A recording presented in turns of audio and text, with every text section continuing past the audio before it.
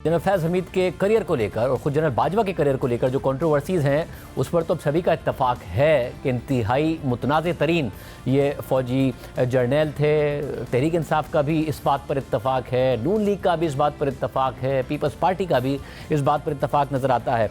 अब एक दफ़ा फिर ज़ाहिर है मुतनाज़ शख्सियात और तनाज़ात ज़रूर चल रहे हैं। इमरान खान फिर मुज़ाकरात चाहते हैं मगर तनकीद भी कर रहे हैं। ये मामला कहाँ जाते नज़र आते हैं और माजी में क्या हुआ, इस हवाले से हम बात करते हैं। सीनियर साहिब हामिद मीर साहब हमारे साथ मौजूद हैं। मीर साहब, बहुत शुक्रिया हमेशा में ज्वाइन करने के लिए। इस वक्त जो मामला चल रहे हैं उस पर तो आपसे बात करनी है, मगर जो माजी में होता रहा, जनरल बाजवा की एक्सटेंशन, एक नोटिफिकेशन हुआ, मुतनाज़ हुआ, मामला सुप्रीम कोर्ट गया, फिर पार्लियामेंट आया, एक्सटेंशन नून लीग ने भी दौड़ के दी, अनकंडीशनली दी। उस वक्त भी कहा जाता था, मगर ख्वाजा साहब ने हमारे प्रोग्राम में कहा कि जनरल फैज़ हमीद ने कहा कि जी हम बेजार आ गए, 2019 में कहा था और तो फिर भी हमने अनकंडीशनल दी।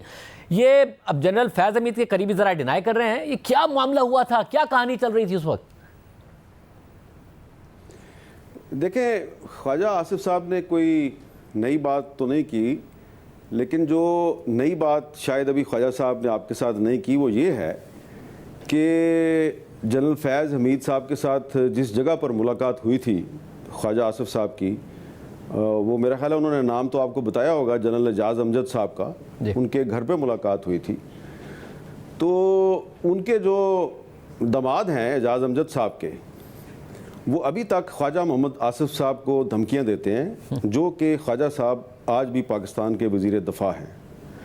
और जिस चैनल के ज़रिए धमकियां देते हैं वो चैनल भी बड़ा इंटरेस्टिंग है। और मैंने उस चैनल से कहा कि भाई ये वज़ीर दफ़ा है पाकिस्तान का और आपके ज़रिए एक साबिक आर्मी चीफ जो है वज़ीर दफ़ा को धमकियां देता है, तो ये तो अच्छी बात नहीं है। तो देखिए, बात यह है कि वो जो गुफ्तगू आपके साथ की है ख्वाजा आसिफ साहब ने, वो 2019 की है, लेकिन मेरी जो ज़ाती इन्फॉर्मेशन है उसके मुताबिक जनरल फैज़ साहब ने जो ख्वाजा साहब को कहा वो दुरुस्त नहीं था। मकसद सिर्फ ये था कि मुस्लिम लीग नून से कुछ हमायत हासिल की जाए जनरल बाजवा साहब की एक्सटेंशन के लिए। लेकिन 2019 में जनरल फैज़ साहब अगर कह रहे थे ख्वाजा साहब को कि हम इमरान खान से तंग आ चुके हैं, तो वो जनरल फैज़ साहब तंग नहीं आए थे, क्योंकि इमरान खान साहब तो 2022 में जनरल बाजवा के साथ लड़ रहे थे कि जनरल फैज़ को DGISI के ओहदे पे कायम रखना चाहिए। इसमें इंटरेस्टिंग बात यह है कि जनरल फैज़ साहब ख्वाजा साहब के साथ कुछ और गुफ्तगू करते थे, पीपल्स पार्टी वालों के साथ कुछ और गुफ्तगू करते थे। पीपल्स पार्टी वालों को वो ये कहते थे कि जनाब आइए ज़रा मिलकर मुस्लिम लीग नून जो है इसके गिर्द ज़रा शिकंजा कसें और आप इमरान खान को सपोर्ट करें, हम आपको फेडरल गवर्नमेंट में थोड़ा सा हिस्सा दिलवाते हैं, आप PTI को सिंध गवर्नमेंट में हिस्सा दिलवाएं। और इनको ना ये जो है ना शरीफ बरादरान के बारे में वो बड़ा ही एक गलत सा लफ्ज़ इस्तेमाल करते हैं, इनको हमेशा के लिए ख़त्म कर दें।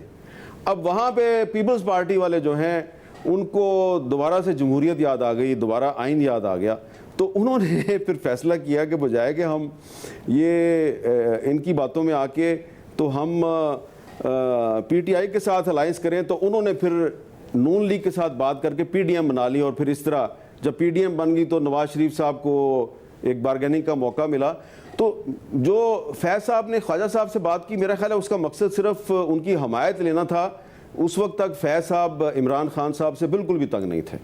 अच्छा, पर अब हालिया जो मामलात हैं आप देख ही रहे हैं आमिर साहब, एक दिन ऐसा लगता है कि इमरान खान साहब ने मुज़ाकरात का दरवाज़ा खोला है, फिर ये तासुर भी मिलता है कि शायद कुछ ना कुछ बैकडोर हो रहा है, शायद कुछ लोग बीच में पड़े हैं जो कि पैगाम रसानी कर रहे हैं। हुकूमत इल्ज़ाम लगाना शुरू करती है कि जी ये तो पाँव पड़ने वाले हैं, माफ़ी तलाफ़ी होने वाली है, मगर इमरान खान साहब फिर ट्वीट करते हैं, अपने मौक़िफ़ पर बहरहाल कायम रहते हैं, अपनी शराइत रखते हैं और जो अल्फाज वो इस्तेमाल करते हैं, बिगड़ा बच्चा, ये सारी बातें। एग्जैक्टली क्या हो रहा है? क्या कुछ वाकई बैकडोर हुआ, नहीं हुआ, या इमरान खान साहब ने किसी हिकमत अमली के तहत किया, या कोई फ्रस्ट्रेशन है उन्हें, क्या हो रहा है? शाहजेब खानज़ादा भाई, आपने तो अपनी तरंग में सवाल कर दिया मुझे। अब आपका क्या ख्याल है कि जो मुझे पता है वो मैं आपको बताऊं, तो फिर आपके और मेरे हालात जो हैं वो ठीक रहेंगे, मामलात अंडर कंट्रोल रहेंगे, नहीं रहेंगे? देखें, मैं पहले भी अर्ज़ कर चुका हूँ, ट्राई टू अंडरस्टैंड। हम पाकिस्तान में जिस सूरत हाल से गुजर रहे हैं, जिन हालात से गुजर रहे हैं, इसमें जमहूरियत है भी है और नहीं भी है। इजहार राय की आज़ादी है भी है और नहीं भी है। अब मैं अगर आपको ये कहूँ कि ये इमरान खान साहब जो कह रहे हैं कि हाँ जी हम मुज़ाकरात करेंगे और फ़ौज से करेंगे, तो अगर मैं आपसे कहूँ कि जी वो तो मुज़ाकरात तो पहले हो चुके हैं और उसमें से इमरान खान साहब जो हैं वो एक दफ़ा नहीं, दो दफ़ा नहीं, 3 दफ़ा खुद ही उन मुज़ाकरात को सैबोटाइज कर चुके हैं, तो वो बड़ा अजीब सा लगेगा आपको और बड़े फिर लोग नाराज़ भी हो जाएंगे। तो इसलिए जो मीडिया पर, पाकिस्तान के मीडिया पे, जो कि मेरा ख्याल है कि काफ़ी कंट्रोल्ड मीडिया, इस पे जो खबरें आती हैं, जो तबसरे आते हैं, जो हेडलाइंस चलती हैं, सियासतदान जो बात आपको या मुझे सुना के घर को चले जाते हैं, वो पूरी बात नहीं होती, पूरा सच नहीं होता। इसलिए ये जो आपके और मेरे टीवी चैनल्स की, सिर्फ अपने टीवी चैनल की नहीं, सब टीवी चैनल्स की बात करूं, जो स्क्रीन पे जो खबरें चल रही होती हैं और जो सियासतदान बात कर रहे होते हैं वो पूरा सच नहीं होता। इसलिए इस बात को जाने दें, कौन किससे मुज़ाकरात कर रहा है, कौन किससे नहीं कर रहा। मुज़ाकरात होते रहे हैं, नाकाम हो चुके हैं, शायद अब कुछ चौथा राउंड चलाना चाह रहा है कोई मुज़ाकरात का, पता नहीं चलेगा या नहीं चलेगा। और मगर आमिर साहब, ये जो बात है, जब इमरान खान साहब कहते हैं कि ये हुकूमत लड़वाना चाहती है हमें और फौज को, आपको लगता है इस हुकूमत के पल्ले कुछ है? वो इस हुकूमत को कठपुतली भी कहते हैं, इस हुकूमत के पल्ले कुछ है कि ये कुछ कर रहे हों या मुज़ाकरात की राह में रुकावट बने या फिर मामलात ख़राब करने का बाइस बने, या फिर मामला इमरान खान साहब का और इदारों का अपना ही है, सुलझेगा तो भी खुद ही सुलझेगा, उलझा रहेगा तो भी खुद ही उलझा रहेगा, इस हुकूमत के पल्ले कुछ नहीं है? देखें, अगेन आपका सवाल बड़ा मुश्किल है। अब मैं अल्फाज ढूंढ रहा हूँ कि किस तरीके, बहुत ही मुख्तात तरीके से मैं आपके सवाल का जवाब दे दूँ। देखिए, पिछले दिनों मुझे मुस्लिम लीग नून के एक सीनियर रहनुमा मिले जो आजकल बहुत प्रेस कॉन्फ्रेंसें करते हैं और पीटीआई की ऐसी तैसी फेरते हैं, लेकिन ऑफ द रिकॉर्ड मुझे कुछ और बता रहे थे। वो कह रहे थे कि वो जी जब मुझे पता चला कि जो चीफ मिनिस्टर KPK हैं गंडापुर साहब, उन्होंने इतवार की शाम को जेल खुलवा के इमरान खान से मुलाकात की है, फिर मैंने जाके फ़लाँ जगह पे शिकायत लगाई। अब भाई पंजाब में आपकी हुकूमत है और वो दूसरे सूबे का चीफ मिनिस्टर है, वो आता है और रावलपिंडी में अडयाला जेल खुल जाती है, वो जाके मुलाकात करता है, फिर पता नहीं मुलाकात करके वो वहाँ से किधर चला जाता है। तो आपको जब पता चलता है तो फिर आप शिकायत लगाते हैं। अच्छा, एक और सुन ले बात। वज़ीर आज़म शहबाज शरीफ साहब को पिछले दिनों किसी ने बताया कि जनाब ये इमरान खान और जनरल फैज़ का आपस में जो कम्युनिकेशन है ये क्यों नहीं ख़त्म हो रहा। तो उन्होंने कहा अच्छा ये तो मुझे नहीं पता। तो जब उनको बताया गया ये कम्युनिकेशन इस तरीके से हो रहा है, इन सोर्सेज के ज़रिए होता है, तो वो बड़े हैरान हुए। तो देखें, ये सिर्फ इस हुकूमत के बारे में मैं ये नहीं कहूँगा कि इसके पल्ले कुछ नहीं है।